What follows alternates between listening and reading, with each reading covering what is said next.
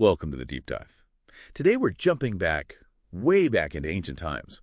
We're looking at a specific moment, Genesis 12:8. It's about Abraham. And, a choice he made that sounds pretty simple. He just moved house, basically. Picked up and went unto a mountain on the east of Bethel. And there he built an altar unto the Lord and called upon the name of the Lord.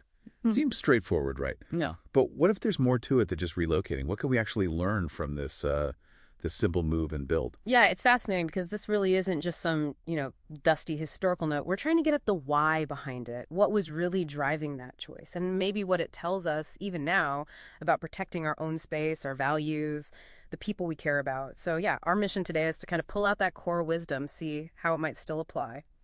Okay, so let's unpack that, the move itself. To understand the why, we need the context, right? What was pushing him to leave where he was? And why that specific spot, this mountainous country near Bethel? Well, the source we're looking at is pretty clear on this. It says his main reason for moving, specifically there, was to get away, to distance himself and his whole group from what it calls the immoral influences of the Canaanites.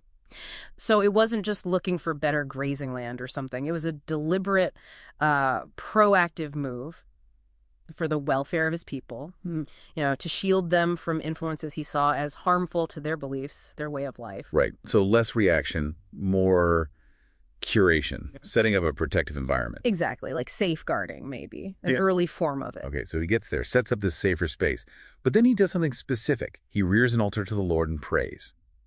That feels significant. It's not just pitching tents.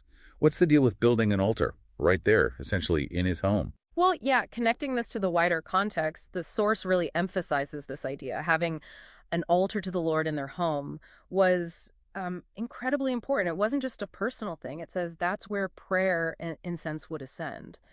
It signifies this constant central link to the divine, For Abraham, this altar, it seems, was like the foundation stone, the spiritual anchor for everyone.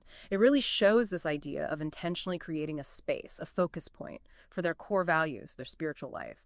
The text even calls a space like that indispensable. Indispensable. Wow. That's a strong word. It makes you think beyond just like stones piled up. Yeah. So how does this ancient idea land for you, our listener, right now? What does it mean for you to say, look out for the interests as welfare of people you care for? Or maybe how do you build an altar, a space for your core values in your own life, your own environment? That's really the core of it, I think. Abraham's move, building that altar, it wasn't just about geography. It was about intentionally shaping an environment, one free from things he saw as negative and one that actively supported and centered their deepest beliefs. It highlights how powerful our deliberate choices can be, in shaping well-being, whether that's personal, family, or community, protecting what truly matters. Absolutely. It really prompts some reflection, like what mountain might you need to move to? Maybe it's not physical. Maybe it's setting a boundary or curating your online space. And what kind of altar do you need to build? Could be dedicated time, a family ritual, a place you go to disconnect, something to protect what's most important to you, something to think about how this ancient wisdom might just fit into your life today.